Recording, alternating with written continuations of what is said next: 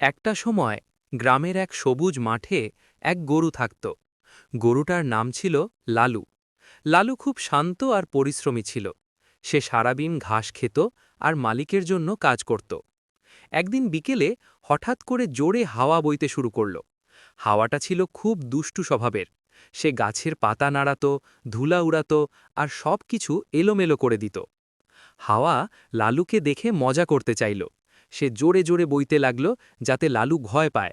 কিন্তু লালু শান্তভাবে দাঁড়িয়ে রইল। সে ভাবল, হাওয়া তো এমনিই আসে আর যায়, আমি কেন ভয় পাব। হাওয়া আরও জোরে বইতে লাগল। সে লালুর গায়ে ধাক্কা দিল, ঘাসগুলো উড়িয়ে দিল। কিন্তু লালু তবুও নিজের জায়গা থেকে নড়ল না। সে ধীরে ধীরে ঘাস খেতেই থাকল। শেষে হাওয়া ক্লান্ত হয়ে গেল। সে বুঝতে পারল লালুকে ভয় দেখানো সহজ নয়। তখন হাওয়া শান্ত হয়ে গেল এবং মৃদু বাতাসে রূপ নিল। হাওয়া বলল, লালু, তুমি সত্যিই সাহসী। আমি এত চেষ্টা করলাম, তবুও তুমি ভয় পাওনি। লালু হেসে বলল, সাহসী হওয়া মানে শক্তি দেখানো নয়, ধৈর্য ধরে থাকা। তুমি যতই জোরে আসো, আমি জানি তুমি একসময় থেমে যাবে। শিক্ষা: ধৈর্য আর শান্ত মন থাকলে বড় সমস্যাও সহজে মোকাবিলা করা যায়। Thank you for watching.